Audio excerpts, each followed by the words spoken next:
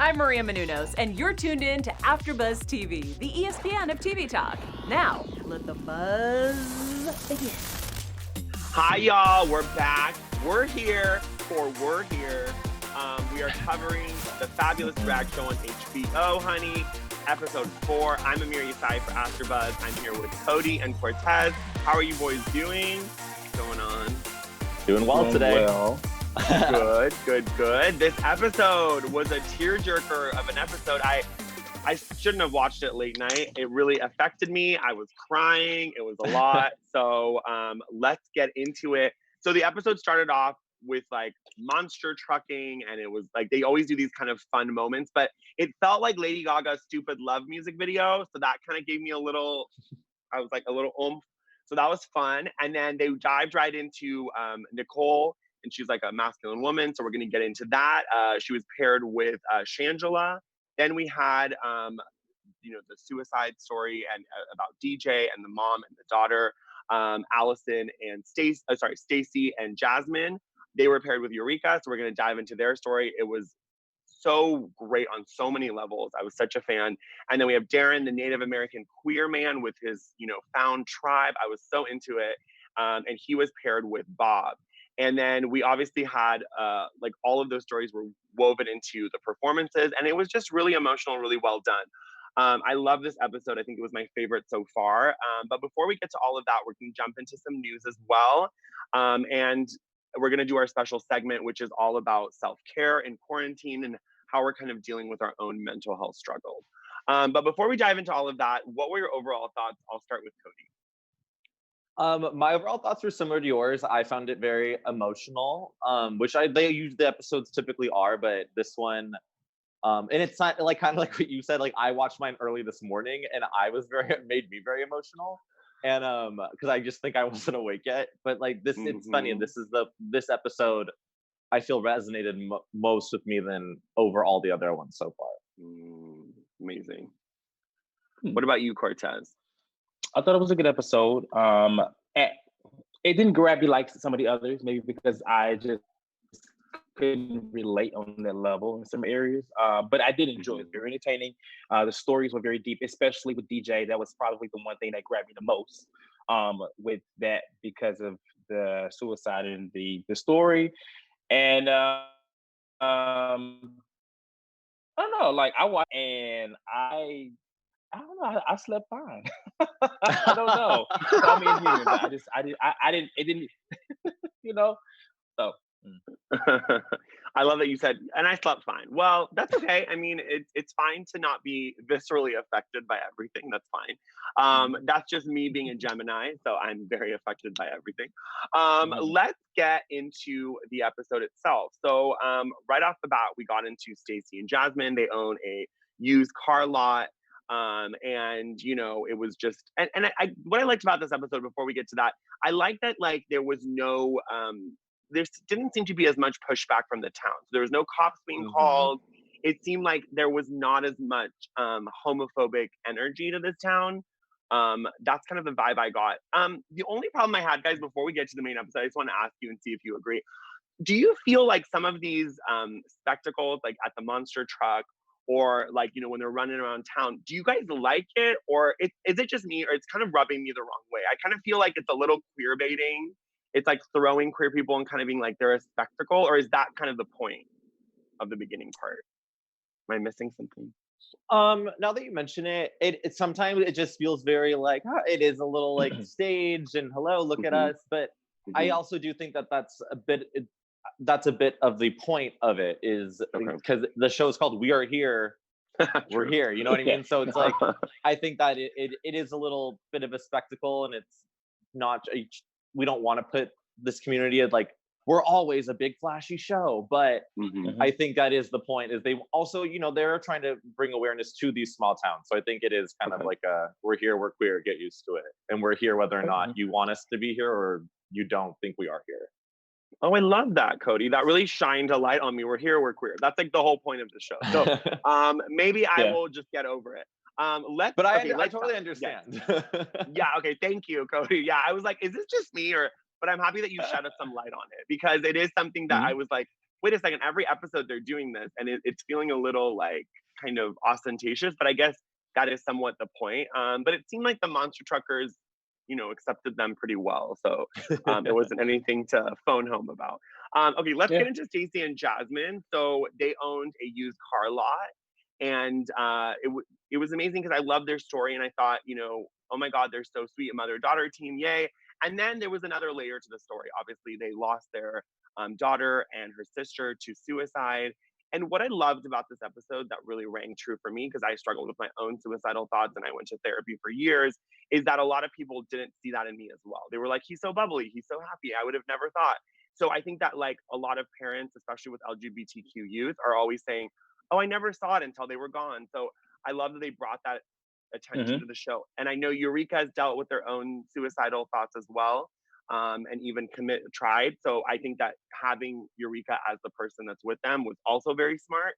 I loved it. So I thought it was really, really great. What were your thoughts about their story and the way it was kind of weaved together? Cortez? I like the story. I think I liked how you said when they brought her best friend, they had the best friend sit down and they were asking her questions and they were just asking her, like, I think one thing she said that stood out to me, that's so small, but I think she was like, I think she said, I am her best friend, or as if obviously she's gone, but she was basically saying like, she was speaking as if like there's she's nothing changed. She's not here with us physically, but she's right.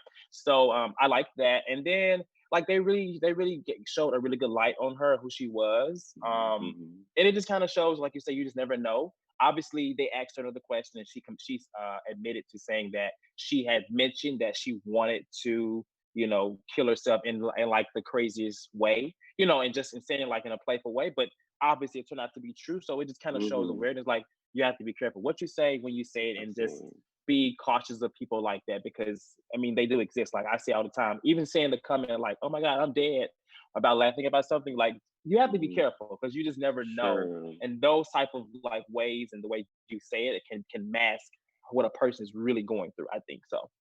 Absolutely. That's really well said, Cortez. And I think a lot of people, I always tell people I'm kind of that friend that's like, don't say you're going to kill yourself. Like people are like, I'm going to kill myself if this happens. Yeah. Like, that is a pretty serious thing to say. So I love that you kind of shed some light on that. I appreciate that. Cody, what were your thoughts about Stacey and Jasmine? I was very emotionally invested in them. And I think I'm a little like I lost a cousin to suicide many years ago. So that was when he was young. So it was like, so I can I relate to that. Also, I lost a dear friend of mine just over a month ago, not to suicide, but just in general. And, I'm sorry to hear that. I think I know, just so much death. But it's like so I just feel like it was very fresh for me. So like to watch it and like see their story, I felt very deeply for them, and I really because death is such a difficult situation and such a difficult subject to tackle. And so, and I understand how like they're saying like, oh, like we don't really talk about our feelings in this area. We don't do this. And I think I just thought it was so beautiful how they did come together and they were able to at least get some of that cathartic energy or sadness out through such a beautiful outlet and medium. So. Absolutely. That's really well said. And there was a line that I believe the mom's name was Stacey, right? We'll just say the mom. Okay, yeah. So the mom Stacey was like, we're just gonna say mom. She was like, you should never see your child lowered into the ground.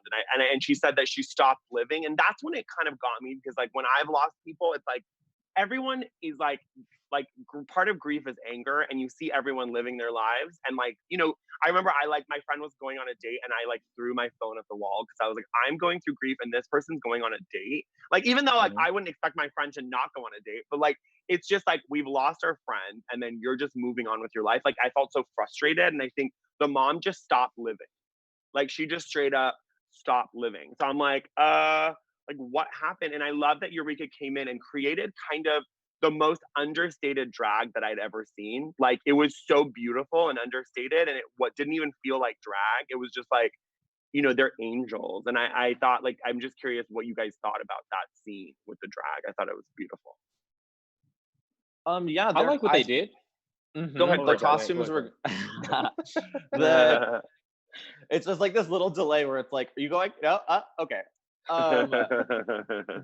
Their costumes are beautiful. I mean, it wasn't the most like boom boom in your face drag show or performance, but it sent a message and it was lovely. And I did love it at the end. They bring all the friends on stage and it shows that they're really, it's like when you lose somebody, it's like there are all these people that were there for DJ and for the sister and the mom's performance, and it was just a community thing that was like a community was hurt by this situation, and it was just nice to see them all come together.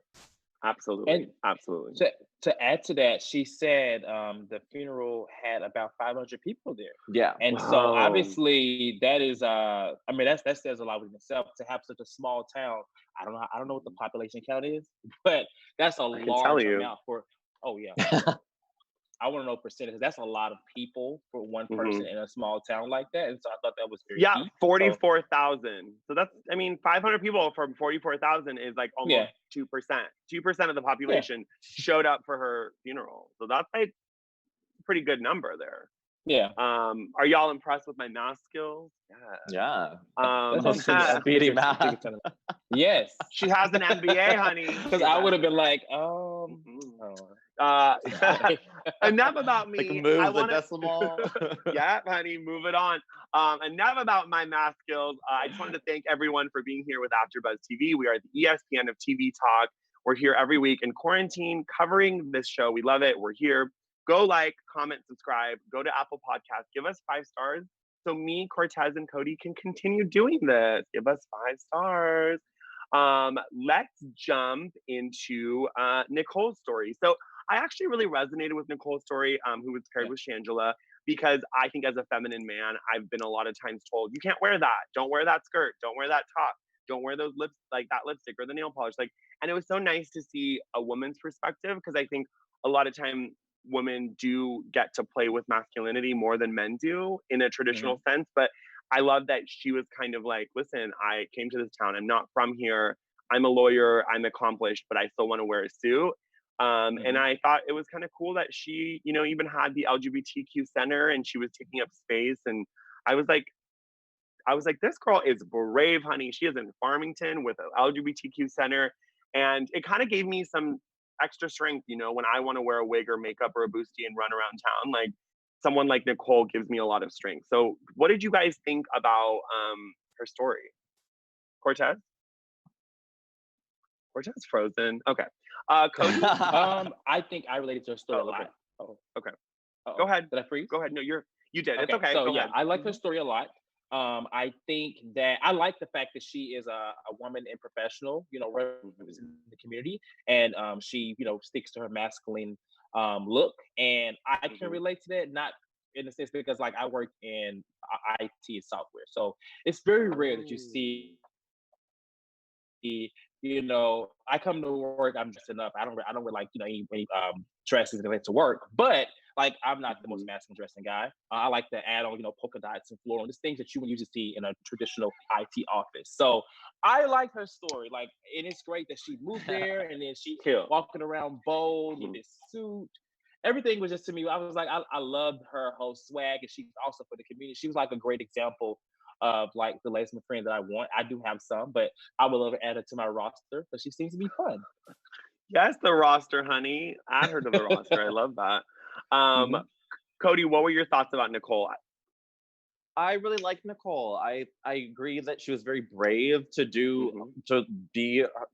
like, what's the word? The way she has sewn her life together, like, is very powerful.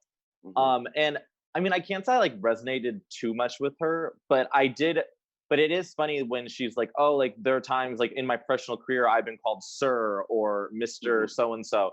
And it's like, that's not something that happens to me like I don't get mistaken for a woman, but as a kid, not as a kid, but younger, like my hair was kind of long and I was very feminine little boy.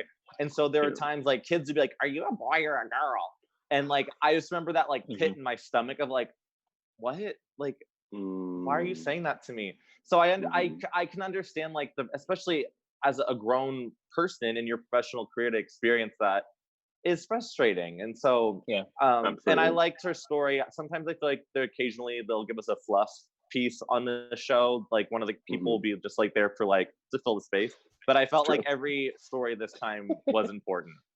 Absolutely. That's really well said, Cody. I noticed that too. Like, I felt like, you know, the dancer from last week, like the one that was really good at drag. Sometimes I felt like those stories were great, but they were kind of filler. And I feel like all of these stories were quite well developed. And I like to quote that Shanjela said, she said, when you're misgendered, it knocks you down. I love Shanjela because she always says these one-liners, even though she's the tiniest one on the show. But her one-liners have a lot, like pack a punch. Yes, smallest and packing a big punch. And then, okay, so that was that was one of my favorites, but then again, they just kept outdoing it because I think that a lot of Native American queer people don't get their stories told. And I'm actually friends with a Native American queer poet, and I know that there's a lot of misgendering and there's a lot of unknown about the Native American community. But the fact is, Native American people are one of the first people to be trans. If you don't know this, it's very interesting. It's called Two-Spirit. So, and they touched upon it a little bit. The Navajo as well do this where men and women break gender roles. So there's people that are Two-Spirit where they work in the home and they hunt and so like men and women will have two genders. So it's very similar to the trans experience. So the reason that they stopped doing that was because of colonialism. So when Christian people came, they were like, you can't be Two-Spirit. You're either a man or a woman. So a lot of the binary is created by Europeans. So that's just a fun little side history because I think a lot of people might not know that. So getting into that story, I love that they touched upon being called the F word, which is FAGGOT, honey. That word on the reservation. And then we have, you know, I'm sure there's underlying racism as well. So not only being queer, but being Native American and probably most of the US is not accepted. So I love Darren's story, and I thought it was really amazing that he had created a queer tribe and a community that I was so here for it. And that he was paired with Bob. The only problem I had with the story before I jump into you guys was I felt like Bob was not as equipped to deal with all of the emotional implications of this story. I felt like it was just like work. Yeah. And I just felt like I wish someone was a little more like emotionally invested in the story, but that's just my opinion. What did you guys think about it, starting with Cortez, about Darren?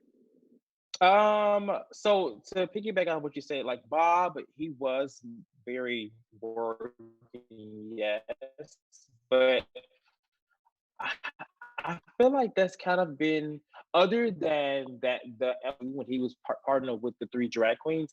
I don't feel like we did last week, you know, we talked about it, but that's just my, you know, Bob in general on what I've seen on the show. But as far as Darren, I enjoyed his story. I like that he was representing, you know, he had created this gay tribe, but he also was representing like finding himself again, like rebirthing himself, and just kind of, I guess, I don't want to say like, I think it's his what is it called? His performance, it was like, it's alive. So, you know, I like how they took that incident that he had and made it into performance. It was, to me, visually, like, I enjoyed everything about his performance. And as a person, like, his support system was, like, everything. I read an article that they were talking about how they were trying to bring in the Native American representation because it exists there. And they're surprisingly, like, there's a big support for LGBTQ. So, I like how they like tied that in and just made a good episode. Like it was great to see that, especially in a small town. Yeah, that was really great. And I love that you brought up the performance as well, because I thought it was probably my favorite performance. And I felt like it was layered, and the way that the arms came off, and then it was like, and then they had those signs, the sign that said, God, something about moms shouldn't bury their children, or like you shouldn't lose, something like that. There was a sign that like really affected me, and all those picketing signs. And I thought it was great. I thought it, like, the performance was fabulous. Yeah, it was great. Cody, what did you think?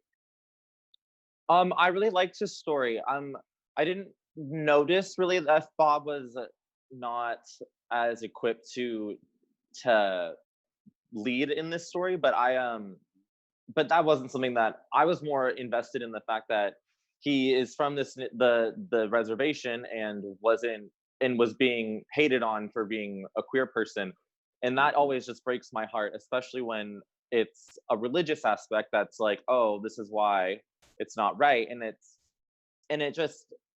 it kills me, because it's like, it's already a group of people that people are ignorant toward. and then to be ignorant towards your own people, it just the whole it hurts. And we've kind of touched on it a little bit on our panel. Like I've been very lucky that I've definitely had my share of hate from people, but never from like my people. It's been from like outside people who are just rude, but it just breaks my heart. So it was, and I like that they brought so much representation and vision, and they really brought a lot of different between being queer and indigenous to the table, and they made a really big statement. Absolutely. I love that you touched upon that. And I love that you're always able to bring your own experiences into the show, because I think that gives it layers. Because we always want to know kind of what Cody's been through and then connect it to the show, which I think no, it's true. I really do. I really mean that. Cody's here. Is the spinoff. Honey. Cody's here. Cody is here. Yeah. And I love that, like, that story, this story with Darren, like the accident, there was so many dimensions to it, and they brought in, like, you know, the fact that queer people are ceremonious, it's time for us to arrive, like just the words that he used. He talked about being Navajo and Dine, and kind of, and it for me being Muslim and Middle Eastern, me stepping into being Muslim, like during Ramadan, like I reflected in the ways that, like, even if we're not fully committed to everything our religion or our culture is doing, it's nice to sometimes step into it. I appreciated that a lot. So I thought that was really fabulous. So I thought that was really great. And then I love that at the end, you know, they set off a lantern. And I thought that was really beautiful. And the friend that Cody had, Cortez had brought up earlier, when you mentioned that the friend was saying, my friend is still here. She then started crying when the lantern went off. And I think in some ways that was her last step of grief, which is acceptance. So I think that like you finally just accepted that maybe DJ is gone, will always be here, but in some ways is gone. So I thought that was really beautiful. And, you know, the angel wing, there was, I think this episode was probably the best produced one. It all connected very seamlessly, I thought. So I thought it was really fabulous. So any last thoughts before we move on to our special segment? Just a quick comment on the, I think we talked about it earlier, as far as the beginning of the episode, like how they're walking around the town. So with that, I enjoy that aspect because it gives you a moment of, like, you know, enjoy these moments, because I think the stories they're grabbing in so many ways.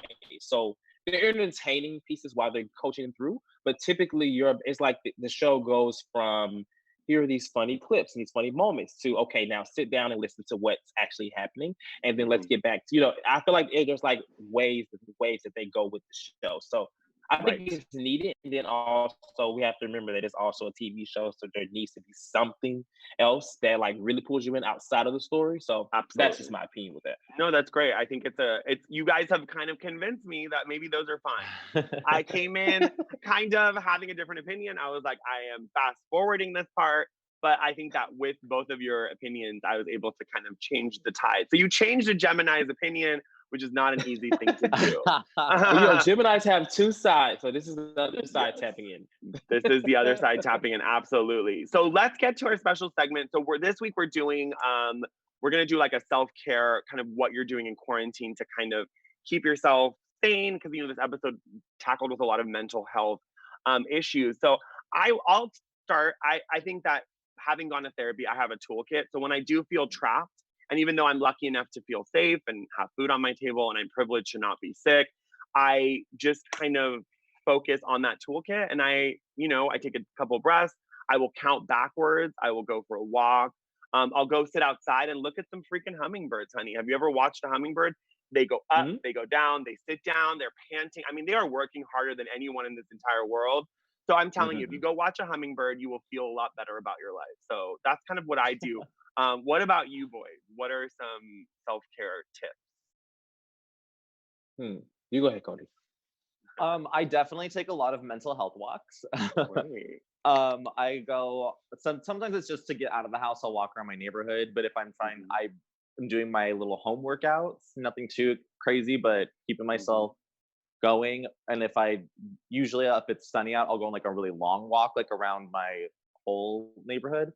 But it's like mostly mental health walks and working out. And then I also, for me, if like I sometimes at the end of the day during quarantine, it's like it's all of a sudden at 6 o'clock, and I'm just like, what am I gonna do for the next few hours before I go to bed? Like, I don't know what to do with myself. There's literally, so I don't know if this is right to performance, but I smoke. I smoke a little We're in weed, California, honey. and then it's like, I'm like, all right, and now I can just sit on the couch and not have that anxiety of like, I should be doing something. It's like, you know what? It's okay. This is life right now. Let's just chill. Yes, surrender. I think that's a big part of like mental health awareness. That's great. I love that. Cortez, what about you? During this time, like I am a social butterfly, and I love to be out. So this is like very hard for me to be, not hard, but it's like so different. Like I've never been in the house. This is probably the most in my life.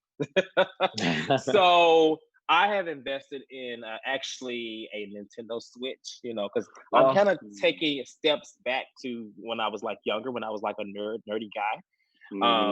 And like I just kind of get into that because I'm really like a big kid who is into fashion, who's like a social person now. But before all of that, I was just like such a kid. Cartoons, everything. And so I'm kind of getting back into that. That's my way of escaping. And if you know Animal Crossing, you're like in your own little world. So it's like nothing really matters outside of the world. In the outside. I love that. So yeah, that's my getaway. It's just to get into my Nintendo, get in my game, and just play Mario Kart, whether it's anything like that. Just mentally go into being a child again, because that's when it was all so easy. Cortez, you're gonna have to tell me where you got your Switch, because I can't find one anywhere on the internet. I went to Target and I waited every day at 4 o'clock, literally, at buy the electronics. This was early April. Now they're like gone.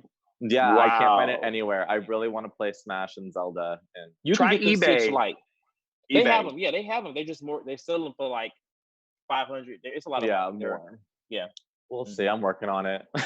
Work on that, honey. But let us know in the Okay, but go ahead. Similarly, I've been playing my GameCube because I had to pull that out of the dusty closet and was like, I got to do something, and I get lost in Twilight Princess. Get lost in the games, honey. All right. Well, let's move on. So, like, so comment, please let us know what you guys are doing for your self-care during quarantine, and that's our special segment. So we will keep doing different ones every week. Thanks for playing along, boys.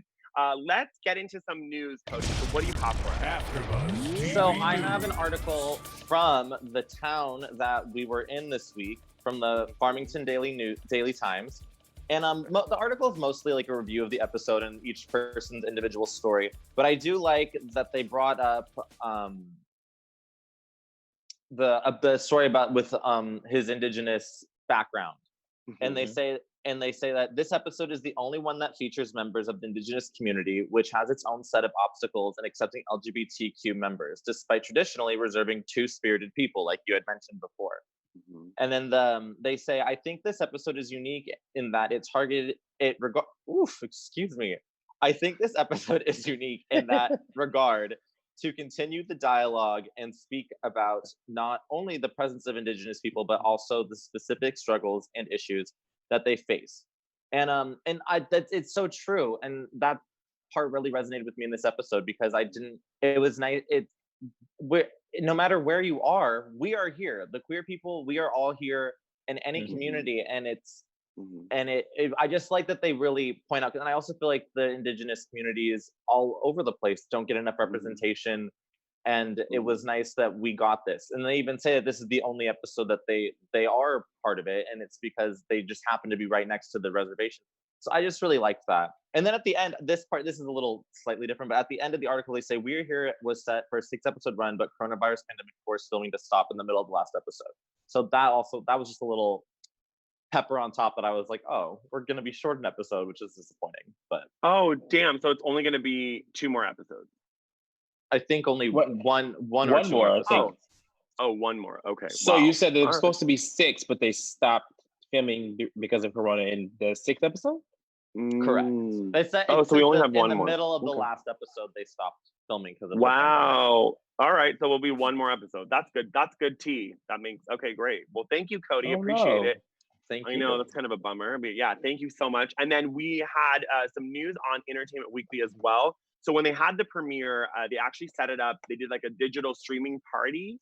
And it was the first time that HBO had done that and provided the episode for free, actually, the first episode.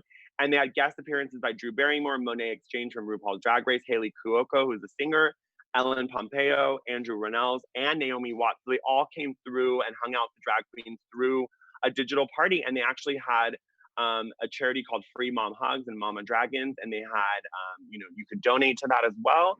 So it was really cool. It was like they created a whole like environment, and Shanjela said, "I'm not a big crier, but I cried, honey. I cried." So Shanjela was feeling it. And so I thought that was really amazing. So thanks Entertainment Weekly for that fun article. But yeah, that's our show. Any final thoughts, boys, as we wrap up? No, I hope that we get a 6th episode. I mean, I was Googling really fast. They have scheduled a 6th episode, but it doesn't have a name, a city name. So that may be the reason why.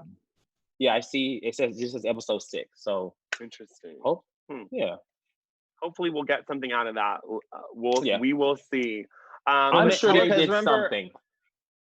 Because in our interview with Eureka, she said that they are having a reunion with everybody. So maybe it'll be like a coronavirus Zoom meeting sort of dealie. That would be cute. I'd love to get like an update, on how everyone's doing. Yeah, that would be cute. That would be really, really cute. Well, guys, stay in the conversation. Comment, please, like, subscribe. We love to cover this show. But in the meantime, Cody, where can everyone follow you? You can find me on Twitter at Cody_Ep, but I'm not there very often. So you can also find me on Instagram as Cody Ep, CODYYEPP. Perfect. Cortez? And you can find me on IG, sorry, at Stupid Wild Tez. I'm always there, posting and talking. Talk to me. Yes, love it. Yes, hit us all up, comment, like, subscribe, tell us what you think about this show. Follow me at Amir Yass, AMIRYASS _ on Instagram, Twitter, and TikTok. Love you guys. Be safe. Have a great weekend. Mwah. Bye. Bye. Our founder, Keven Undergaro, and me, Maria Menounos, would like to thank you for tuning in to AfterBuzz TV. Remember, we're not just the first, we're the biggest in the world, and we're the only destination for all your favorite TV shows. Whatever you crave, we've got it. So go to AfterBuzzTV.com and check out our lineup. Buzz you later. The views expressed herein are those of the hosts only and do not necessarily reflect the views of AfterBuzz TV or its owners or principals.